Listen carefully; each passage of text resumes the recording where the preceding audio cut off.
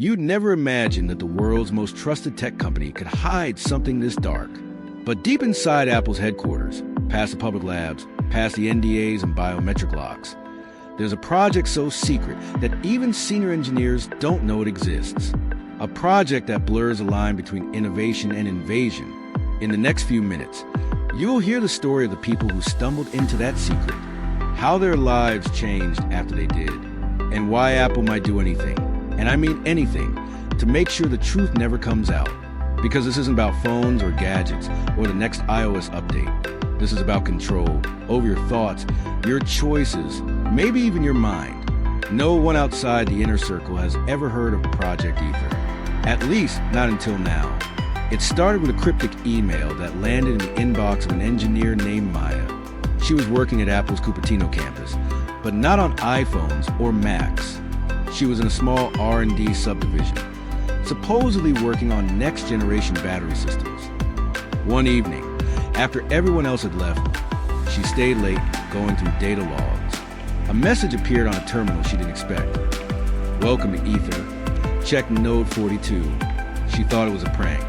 But then the terminal unlocked files she didn't have permission to view. One's marked top secret, signed internal, only for Aether team.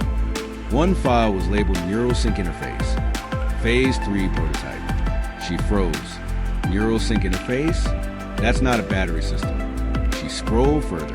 There were schematics for a device that could, get this, read brain signals and send microstimuli back into the brain. The goal, an ultra-advanced augmented reality system that bypassed screens entirely. Direct neural overlay. The phone, the headset, even Apple Vision, those would be obsolete.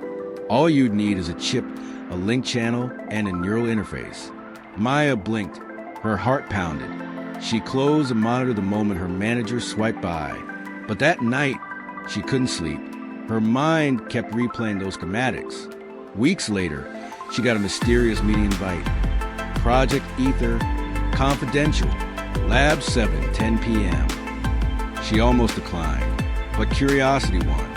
She left the campus late, tiptoed through corridors she'd never been in. She passed security doors labeled authorized personnel only, scanning her badge. Some doors denied her, but one took a different route. She swiped, then heard a hidden door slide. Inside was a small room lit dimly. A man stepped forward. He seemed older, calm, with steel-framed glasses. He said, "I'm called Gray. You've seen part of Aether. You're here now. We're going to show you more, but you have to swear secrecy." Maya nodded, bright and nervous. Gray led her through another door. Inside, she saw a room full of tech, machines humming, cables everywhere, people in lab coats from Apple, but also some from outside contractors. On a table lay a translucent dome, wires attached. Around it were monitors showing brainwave maps. Gray said, "That dome is a prototype neural interface. We call it the Synch Dome." One researcher placed a cap on a volunteer's head. Inside the dome, the screens flickered. Brain activity lit up. The capsule emitted soft pulses. The volunteer's eyes fluttered. And then on a monitor, she saw an image, a virtual overlay, floating before the volunteer's eyes. It looked like augmented reality, but no headset. Maya gasped. She asked, "This is real? It's working?" Gray nodded. "If we can stabilize it. The plan is to integrate it into consumer devices. Phones, glasses, etc. become last gen. The neural link becomes the interface. It's the next frontier." Maya looked at the data. Latency under 2 milliseconds. Feedback loops. Safety fail-safes. Encryption layers. The files described how Apple hoped to create a closed ecosystem. You buy neural modules from Apple only, maybe as implants or external caps. And Apple would own the neural data, the ultimate lock-in. But that meeting was her initiation. And her problem. Because once you know a secret like that, you're part of a burden. Maya's been sworn silence, but inside, doubts ate her. She started digging. She talked in hushed tones to another engineer, a guy named Connor. He was already uneasy. He said he'd seen odd budget requests in his division, funds disappearing into R&D miscellaneous, accounts whose recipients were untraceable. Connor whispered to her late one night, "They're sneaking money into black budgets." One of those went into substratum labs under the campus. I followed wires, weird labs empty on maps. They decided to collaborate. Over weeks, they secretly accessed more logs. Maya used her clearance. Connor used backdoor tools. They found code labeled Neuralink Core, Encryption Shell, Fallback Protocol X. They discovered logs titled Volunteer Feedback, Pain Report, Signal Bleed, Test Subject 4, Memory Fragmentation Risk. They saw red flags. People had cognitive side effects, migraines, confusion, hallucinations in test runs. Some volunteers dropped out. Some files were buried. One night, Connor burst into Maya's apartment. "They're coming for the logs," he panted. He thrust a thumb drive at her. "Take this, scatter it. They're already tracing our access." Maya's pulse raced. She grabbed the drive. She knew this wasn't safe. She knew that if Apple security or the contractors found out her career, maybe her freedom, might be at stake.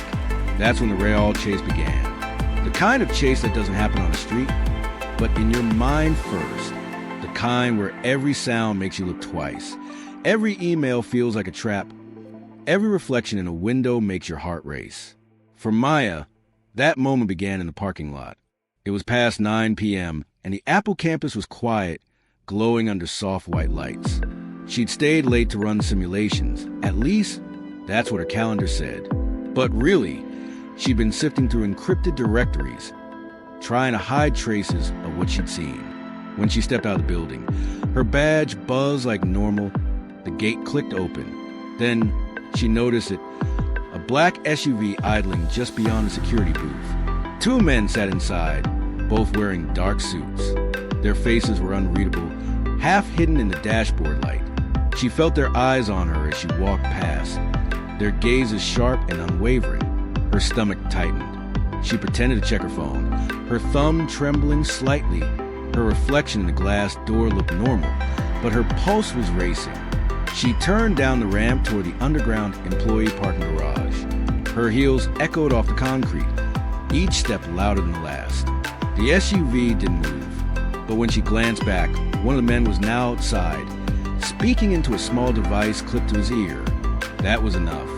She didn't wait to see more. She ducked behind a concrete pillar, heart hammering, breathing shallow. Her mind spun. Were they from Apple security or something else? Private contractors, maybe? She decided not to take the elevator. Too risky. She jogged down the ramp toward the lower level where her car was parked.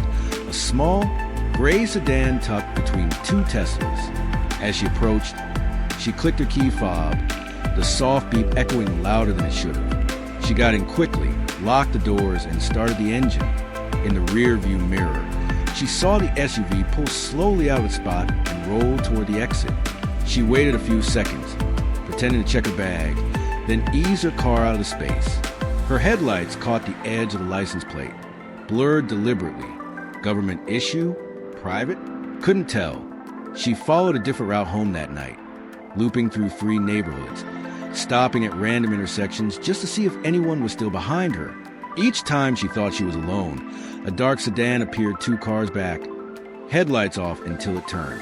When she finally reached her apartment, she parked several blocks away, walked the rest of the distance, and slipped into the back entrance. She closed every curtain, turned off every light, and sat on the couch in silence. That's when her phone buzzed. One message, no name, just a single line. "I'm in." It was from Connor. No greeting, no context. Just that. She stared at the screen for minutes. "In what?" she whispered to herself. She typed, "Connor, what happened? Are you okay?" The message showed delivered, but not read. Then nothing. That's when she realized something had gone wrong.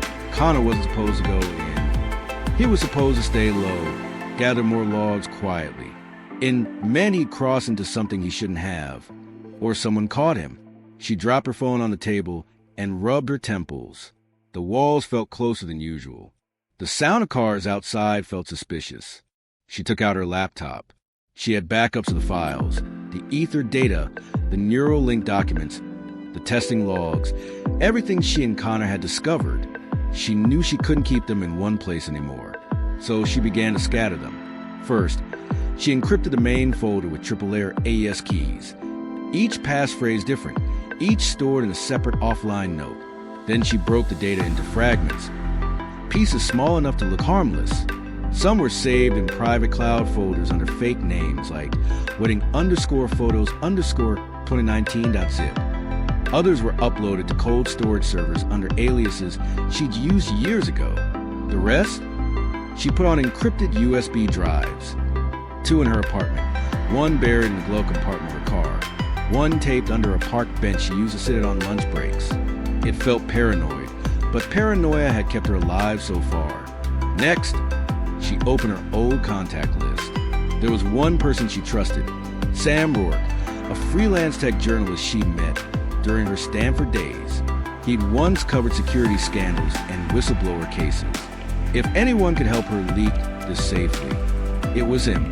But contacting Sam wasn't simple. She couldn't just text him. Apple had ways of monitoring outgoing communication from employee networks, even personal devices linked to corporate credentials. She needed a clean line. She found an old prepaid phone in her drawer, one she bought for travel years ago. No SIM traceable to her.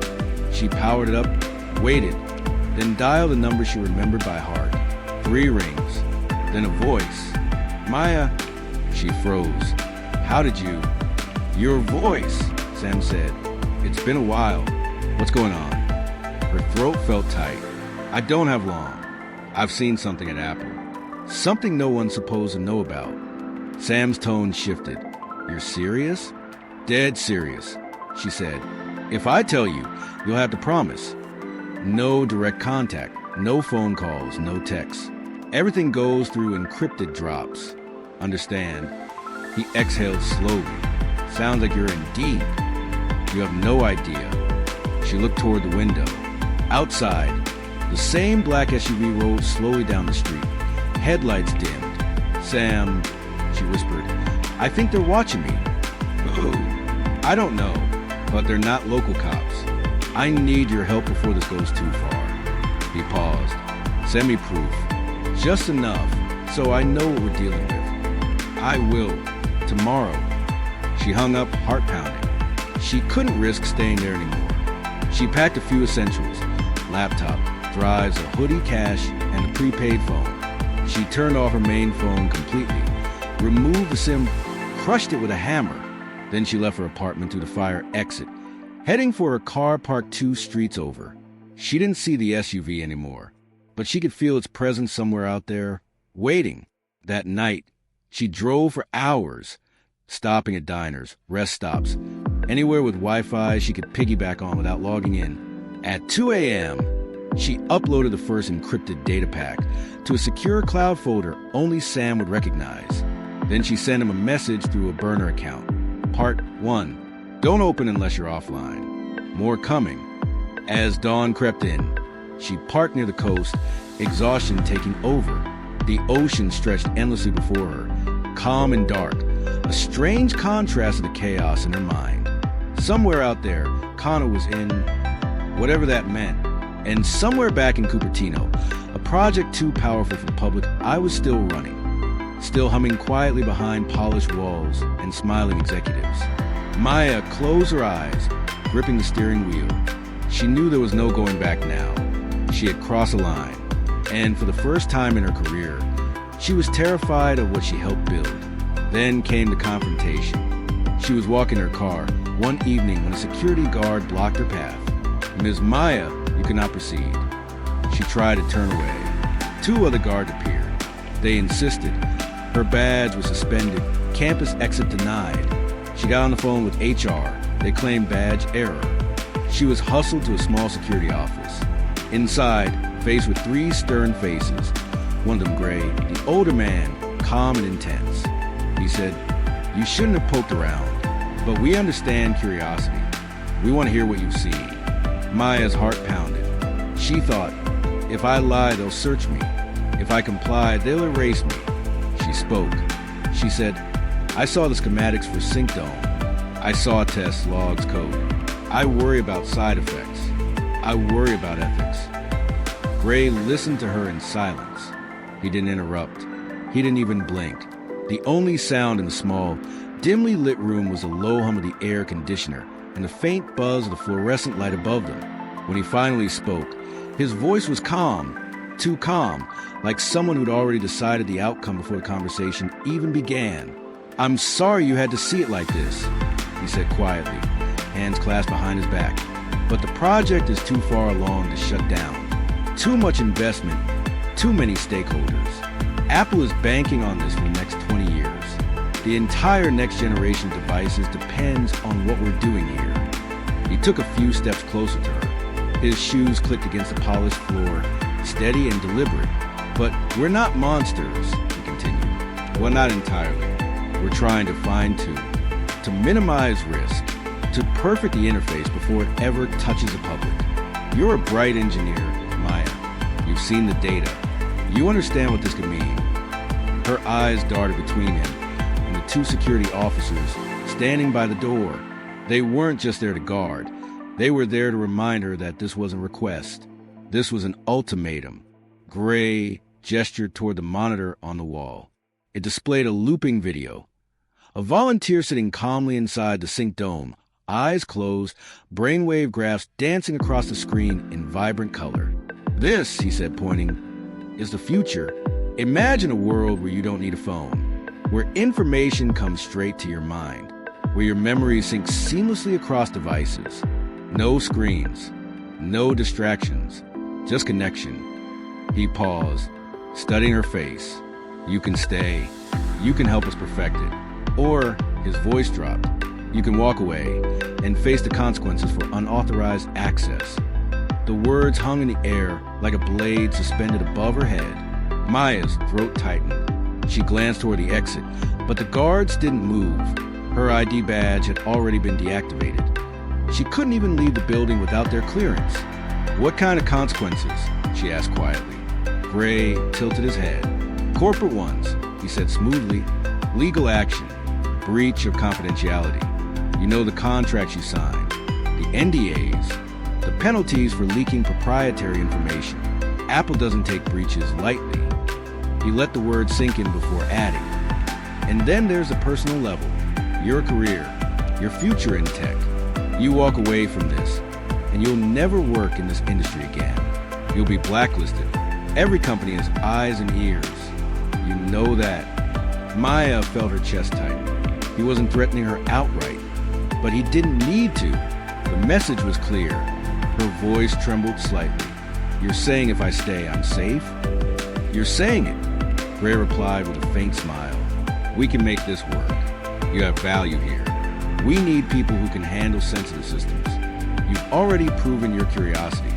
Channel it properly and you'll thrive. We reward loyalty." He reached for a folder on the table and slid it toward her. "Inside is your new clearance. Level Aether 1. You get full access. Under supervision, of course. Sign it, and you're officially part of the project." "Refuse," he shrugged. "Then I'm afraid this conversation never happened." Maya looked at the folder, but didn't open it. Her hands felt cold. This was how they did it. How they turned curiosity into compliance. She'd seen how the company operated before, but this was different. This wasn't about hardware specs or trade secrets. This was about people's minds, about something that could change what it meant to be human. She swallowed hard, forcing her voice to steady.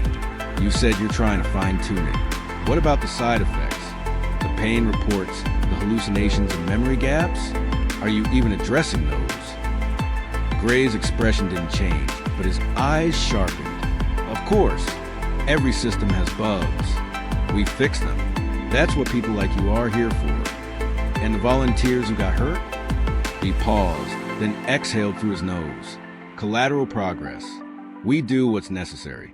Don't make this moral, Maya. The world doesn't evolve through hesitation." She wanted to scream at him, to call him out for what this really was, a corporate experiment disguised as innovation. But she stayed quiet. She could feel the guard's eyes on her, feel the tension in the air. Gray moved closer until he was standing right in front of her. You're smart enough to know that no one will believe you if you talk. Not the media, not the public. We control the narrative. We always have. So what's it going to be? Maya met his gaze. In that moment, she realized he wasn't just threatening her. He was testing her. He wanted to see if she would break or bend. She felt her pulse in her throat, her breath uneven. For a few long seconds, she said nothing. Then, finally, she nodded once. Okay. Gray's smile returned, faint but satisfied. Good choice, he said softly. He motioned to one of the guards, who stepped forward to escort her out. Get her set up tomorrow. She's one of us now. As she followed the guard to the corridor, her mind raced. Every instinct screamed at her to run, to quit, to disappear. But another voice, calmer, quieter, whispered something else. You can't fight them from the outside. Not yet. She kept her expression neutral as they handed her back her phone, her access card, her things. But inside, she was already forming a plan. If she was going to stay, it wouldn't be as their pawn. It would be as their shadow. That night, when she got home, she sat on her bed and stared at the folder Gray had given her. She opened it slowly. Inside were formed signatures and non-disclosure agreements thicker than a textbook. The language was airtight, designed to trap her, to bind her silence. She signed only what she needed to for access, nothing more. She placed the rest in a drawer and locked it. Then she opened her laptop and began to code. She started writing small scripts, tiny tools that could log system activities, encrypt communications, and hide traces of her access. If she was going to stay in Project Aether, she'd need to see everything, not just what they allowed her to. Her decision wasn't about rebellion. It was survival. She couldn't bring down a machine this big by shouting. She had to understand it first. Control it. Steer it. In the quiet of her apartment, she whispered to herself, I'll help them, but on my terms. She thought of Connor, of the vanished files, of the voices in those volunteer reports describing the strange sensations, the feeling of someone else in their thoughts. She knew then that Gray's words weren't a choice at all. They were a warning. And she also knew she wasn't just trapped in the project. She was trapped inside something much larger, a system that fed on ambition and secrecy. But she wouldn't be silent forever. She'd bide her time, collect proof, and when the moment was right, she'd make sure the world knew what Apple was really building. And that night, for the first time, she felt the shift, fear turning into resolve. Gray thought he'd recruited her, but what he really did was create his greatest threat. Over the months, Maya and Connor, when he reappeared, became undercover players inside Project Aether. They couldn't sabotage directly, but they added safety checks under the radar. They pushed for encrypted fail-safe modules, blind spots, manual overrides. They quietly altered code to log more side effect data. Connor one day blurted, I found file clean exit protocol. It's designed so Apple can remotely shut off neural links if needed. They build that in from day one. Maya grimaced. That meant Apple could literally cut your interface, take away your vision overlay, cut access to your neural data. That's ultimate control. They knew they had to leak something. But leaking everything would be dangerous. Legal, criminal, maybe physical. So they parsed what could be safe. A sanitized memo, an executive summary, no personal data. But enough to alarm regulators, press, public. They approached that journalist. The journalist, call him Sam, asked, if we publish this, will it put people at risk? Maya said, we'll scrub identities. But the fact, Apple is working on direct neural interface. Yes, we'll leak algorithm summaries, ethical concerns, safety reports, risk assessments. Leave out names. Sam said, I need proof. So Maya covertly shipped encrypted archives and mail drops, using dead drops and burner devices. Public reaction was slow at first. The leak came in a tech expose inside Apple's secret neural interface project. It described what Apple denied publicly. No, they weren't just doing AR/VR. They were aiming to link brains directly. The expose mentioned the risks: brain hemorrhages, memory crosstalk, control over thoughts, data misuse. Apple responded with no comment and denials, but the seed was planted. rumors exploded. Regulators, privacy advocates, tech media, ethics boards all demanded hearings. Inside Apple's quiet halls, alarms rang. Executives asked Gray, who leaked it? Gray convened internal investigations, hired private cybersecurity firms. But because Maya and Connor had built everything in layers, the source was obfuscated. No easy trail. The story's climax came when the U.S. government quietly sent a subpoena to Apple, produced all data on neural interface tests. Under public pressure, Apple admitted to internal R&D, but claimed the public isn't ready, that it's decades away. They asserted that no consumer neural product existed yet. Maya watched the hearings from afar. Hidden, Connor was in a safe place. She saw Apple executives sweat. She saw journalists grilling them. If you own the neural data, who controls memory? Who controls thoughts? Apple's spokespeople stuttered. Eventually, Apple released a sanitized white paper. Neural augmentation is possible, but we are in early experiments. Safety protocols, privacy principles, transparency. But many tech watchers believe that was damage control, a public shield for a project still going full speed behind closed doors. In the final moments, Maya looked at the hidden lab she'd helped tweak. Gray confronted her one last time. This leak has slowed us, but it also forced us to clean up. You've made it better. She stared back. She thought, better or more exploitable? She left the project. She disappeared from public view, but the impact remained. Now, months after the leak, we sit at a strange crossroads. Apple's market value hasn't wavered. The company's silence is calculated. No statements, no denials, just the same clean, polished image we've always known. Regulators have made noise but taken no real action. The public outrage lasted a week, maybe two, then it faded, swallowed by the next headline, the next trend. But something deeper shifted in the collective consciousness. Because now we know Apple has a secret they never wanted the world to see.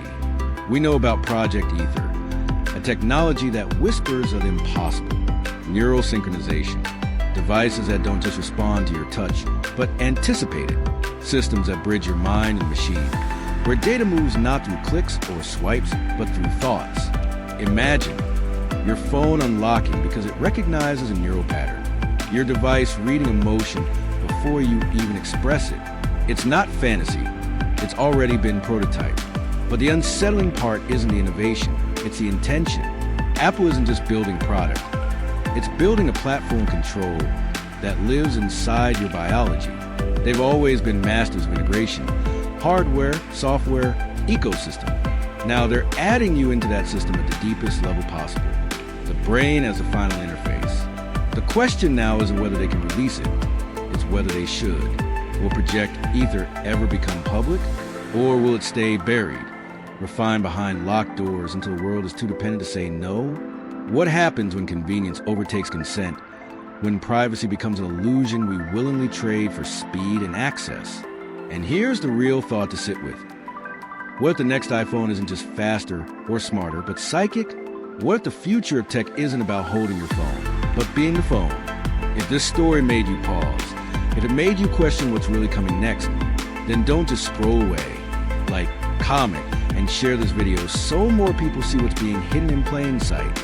And subscribe, because in the next episode, we're pulling back the curtain on even more interesting stories and documentaries. Stay tuned, because the question we all need to ask now is simple. If they can control what you see, what's stopping them from controlling what you think?